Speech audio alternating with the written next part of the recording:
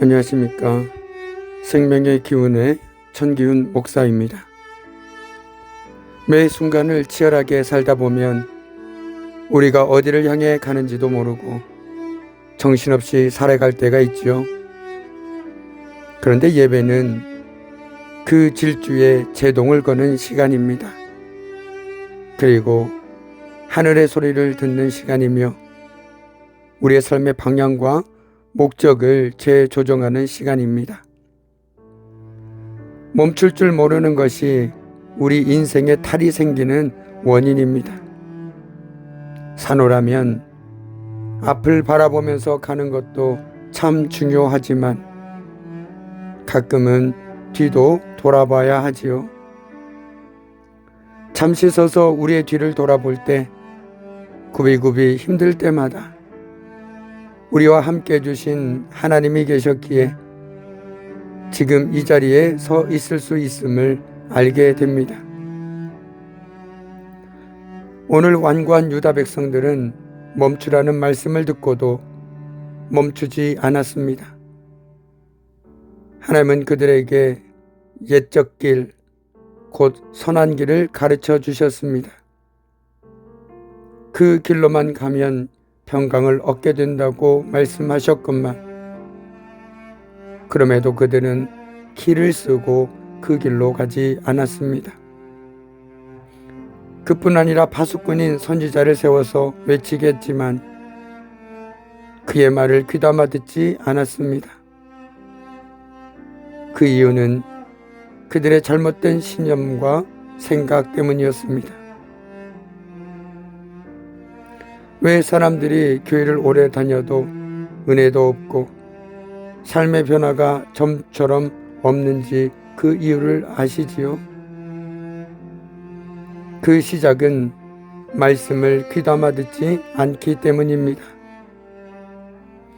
하나님의 말씀을 듣는 것이 신앙의 본질입니다. 그러나 듣긴 들어도 자기 마음대로 자기가 듣고 싶은 말씀만 골라서 듣기 때문입니다.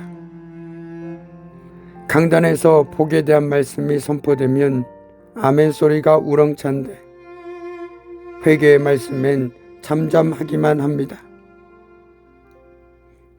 말씀을 듣고 싶은 것만 듣는 편식을 하기 때문입니다. 이런 편식은 신앙의 영양실조를 불러오고 결국 삶의 변화와 은혜를 경험하지 못하게 만듭니다. 오늘 유다 백성들이 그랬습니다.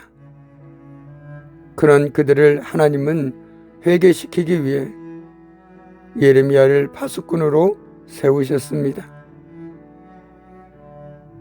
하지만 아무도 그의 말을 귀담아 듣지 않았을 뿐더러 나아가 하나님의 율법마저 저버리고 말았습니다.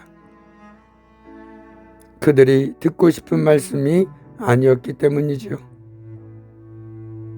그래서 그들은 우리는 듣지 않겠노라 대답합니다. 뿐만 아니라 율법을 거절함으로 심판을 자초하였습니다.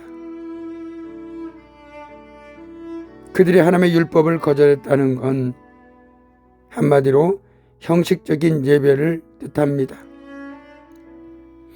아무리 귀한 유향과 비싼 향품을 하나님의 전에 가져오지만 하나님의 말씀을 들을 생각도 지킬 생각도 의지도 없는 그들입니다. 속으로는 순종할 마음이 전혀 없는 참으로 완고한 백성입니다. 꼭 우리의 모습이 아닙니까? 우리는 주일 예배는 잘 드리는 것처럼 하고 나머지 삶은 하나님의 법과는 먼 삶을 살고 있지 않습니까? 진정한 신앙은 주일 예배뿐 아니라 우리의 평범한 일상 속에서도 하나님이 주인이심을 인정하는 삶입니다.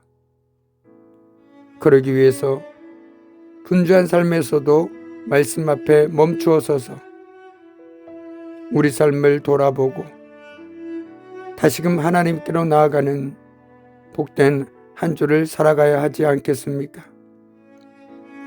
오늘 말씀을 통해 이스라엘 백성들이 듣고 싶은 말씀만 선택적으로 들었던 태도는 신앙에 과연 어떤 영향을 미쳤습니까?